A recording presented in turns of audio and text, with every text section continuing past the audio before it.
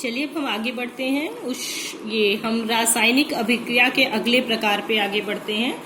ये दो और प्रकार हमारे पास बचे हैं, ऊष्माक्षेपी अभिक्रियाएं और ऊष्माशोषी अभिक्रियाएं। तो ये ऊष्माक्षेपी और ऊष्माशोषी अभिक्रियाएं एक तरह से हम पूर्व में पढ़ चुके हैं।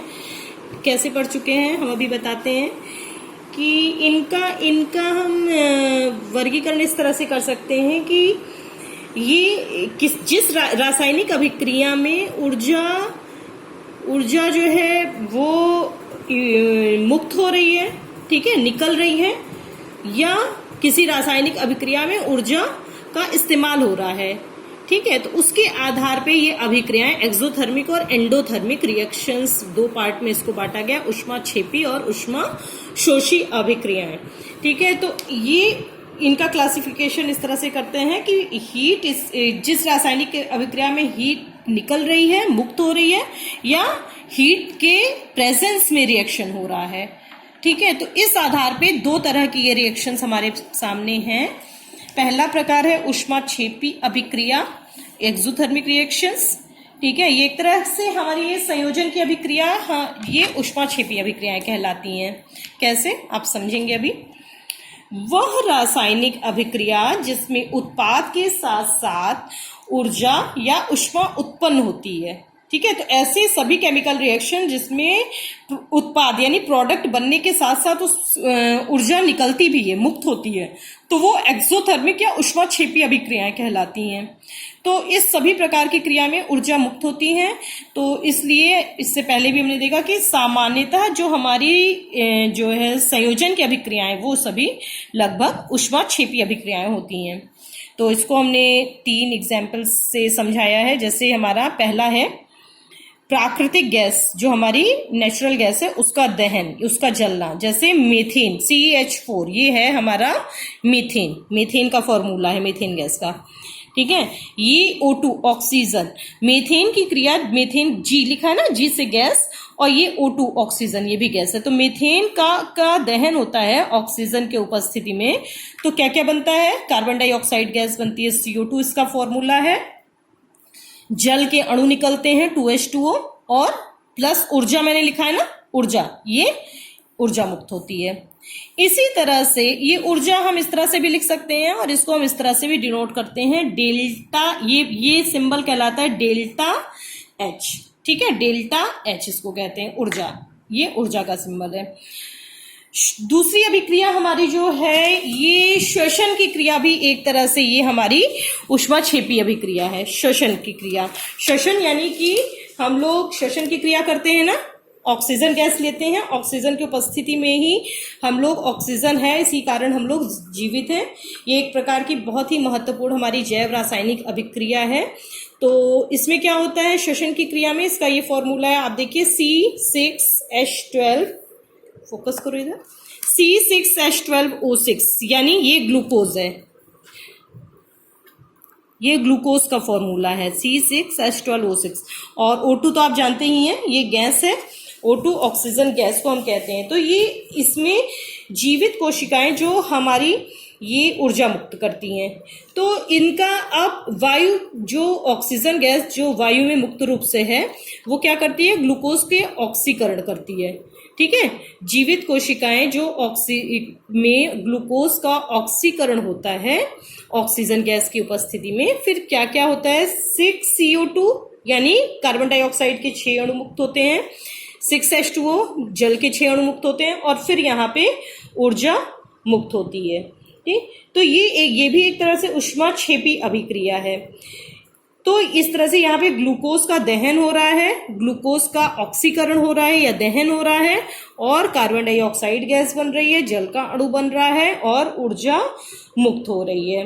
तो ये जो क्रिया है ये बहुत महत्वपूर्ण है। श्वसन की क्रिया हमारे जीवित रहने के लिए बहुत ही आवश्यक है। ऑक्सीजन गैस जो हम लोग वायुमंडल से लेते हैं वो ग्लूकोज का ऑक्सीकरण करती है। उसके अलावा ये इस रासायनिक क्रिया के कारण ही हमारी मांसपेशियां कार्यशील रहती हैं, हम लोग के शरीर को बहुत ही अच्छी आवश्यक ऊर्जा, ऊष्मा मिलती है।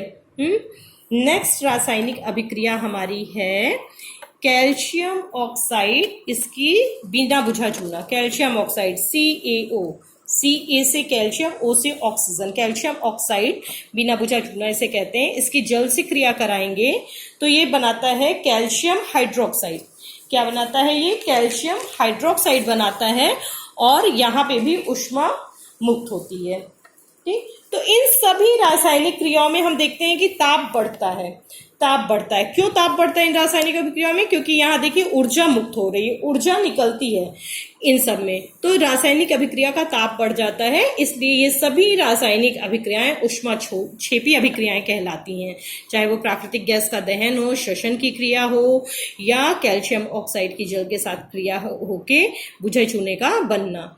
तो ये सभी एक्सोथर्मिक या संयोजन अभिक्रियाएं भी कहलाती हैं, जिनमें हीट का इन्वॉल्वमेंट होता है, हीट निकलती है। अब हमारी नेक्स्ट और लास्ट केमिकल रिएक्शन का जो टाइप है वो है हमारा ऊष्माशोषी अभिक्रिया। ठीक है, ऊष्माशोषी अभिक्रिया में हमारे ये ठीक ऊष्माक्षेपी अभिक्रिया की उल्टी होती है। उल्टी मतलब टोटली इसका अपोजिट। तो वहां पे ऊर्जा मुक्त हो रही थी, इसमें ऊर्जा इस्तेमाल होती है। ऊर्जा के इस्तेमाल होता है क्यों? केमिकल रिएक्शन को करने के लिए। तो वह अभिक्रिया जिसमें ऊष्मा का अवशोषण होता है उसे ऊष्माशोषी अभिक्रिया कहते हैं। ये सभी वियोजन की अभिक्रियाएं ये ऊष्माशोषी अभिक्रियाएं हैं, क्योंकि ऊष्मा जब इनमें ऊष्मा के अवशोषण से ही वियोजन होता है। तो हमने देखा कि ये वियोजन की अभिक्रियाएं एक तरह से सारी जो संयोजन की क्रियाएं हैं ऊष्माक्षेपी होती हैं, और जो वियोजन की अभिक्रियाएं हैं ये ऊष्माशोषी अभिक्रिया हैं। तो चलिए इसको भी हम 2-3 उदाहरण से समझते हैं। जैसे कि ये पहला है कि लेड नाइट्रेट को जब हम गर्म करते हैं तो क्या बनता है? लेड ऑक्साइड बनता है, नाइट्रोजन डाइऑक्साइड बनती है और ऑक्सीजन गैस निकलती है। तो लेड नाइट्रेट का फॉर्मूला, लेड पीबी को कहते हैं, नाइट्रेट NO3 ग्रुप होता है, इसका फॉर्मूला है 2PbNO3 का होल ट्वाइस, और ये स्मॉल एस यानी ये सॉलिड फॉर्म में है। जब हम इसको ऊष्मा देते हैं, यानी डेल्टा एच डिनोट कर रहा है कि ये ऊर्जा लग रही है, इसमें ऊर्जा देने पे, हीट करने पर ही ये डिकम्पोज होगा। ठीक है, ये लेड नाइट्रेट बिना हीट किए ये डिकम्पोज नहीं होगा। हीट करने के बाद ये 2PbO यानी लेड ऑक्साइड बनाता है, 4NO2 नाइट्रोजन डाइऑक्साइड बनाता है और ऑक्सीजन गैस मुक्त होती है। तो लेड नाइट्रेट को गर्म करने पर लेड ऑक्साइड, नाइट्रोजन डाइऑक्साइड और ऑक्सीजन गैस मुक्त हो रही है। तो यहाँ पे ऊर्जा का इन्वॉल्वमेंट है, ऊर्जा लग रही है इसको वियोजित करने के लिए अभिकारक को, अतः इसलिए ये ऊष्माशोषी अभिक्रिया के अंतर्गत आता है। अब यहाँ पे आप ये सोच रहे हैं मैडम ने ये कहा कि यहाँ आगे 2 लिख दिया, यहाँ 2 लिख दिया, यहाँ 4 लिख दिया, ये सब क्या है? तो ये एक तरह से बैलेंस्ड केमिकल रिएक्शन है, संतुलित रासायनिक अभिक्रिया है। तो संतुलित करना ये सब हम अपने नेक्स्ट क्लास में बताएंगे। नेक्स्ट क्लास मतलब नेक्स्ट सेशन में बताएंगे। इसी क्लास में आपके इसी चैप्टर में ये भी है, समीकरण को संतुलित करना। लेकिन अभी हम फॉर द टाइम बीइंग सिर्फ आगे बढ़ते हैं। ये इसका दूसरा एग्जाम्पल हम लेते हैं कि कैल्शियम कार्बोनेट को गर्म करने पर कैल्शियम ऑक्साइड और कार्बन डाइऑक्साइड में वियोजित हो जाता है। तो calcium oxide, calcium carbonate CaCO3, ये 3 है। ठीक है, ये कैल्शियम कार्बोनेट हम नीचे लिख भी दे रहे हैं। कैल्शियम, आप लोग भी ऐसे जो भी सिंबल है, जो भी यौगिक है उसके नीचे उसका नाम लिख देंगे। ऐसे हर बार आप लोग लिखते चलेंगे, आपको देखिए कितनी फटाफट, कितने बढ़िया से सब चीज, सबके नाम लिखने आ जाएंगे। ये CaO, Ca से कैल्शियम, O से ऑक्सीजन, ये क्या है? Calcium oxide, calcium oxide. और ये CO2 तो आप सब जानते ही हैं कि ये कार्बन डाइऑक्साइड गैस है। ठीक है, कार्बन डाई ऑक्साइड ये गैस है। ठीक, तो जब कैल्शियम कार्बोनेट को हमने गर्म किया, यहां भी देखिए ऊष्मा लिख दीजिए या डेल्टा H दिखा दीजिए, दोनों का मतलब एक ही है कि हमने इसको हीट दिया, गर्म किया, तब ये किसमें वियोजित हो रहा है? कैल्शियम CaO कैल्शियम ऑक्साइड में वियोजित हो रहा है और कार्बन डाइऑक्साइड गैस हमारी निकल रही है।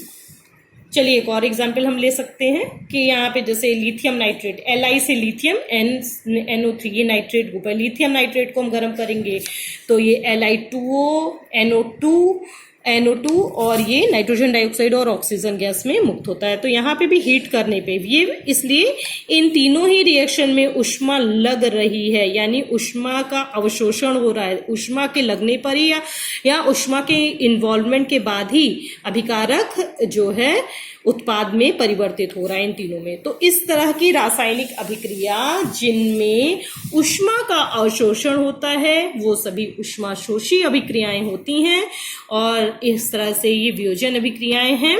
और इनमें क्योंकि ऊष्मा के अवशोषण हो रहा है, हीट लग रही है, उसके बाद ही ये जो है वियोजित होकर उत्पाद का निर्माण कर रही हैं। तो ये सभी रासायनिक अभिक्रियाएं ऊष्माशोषी अभिक्रियाएं हैं।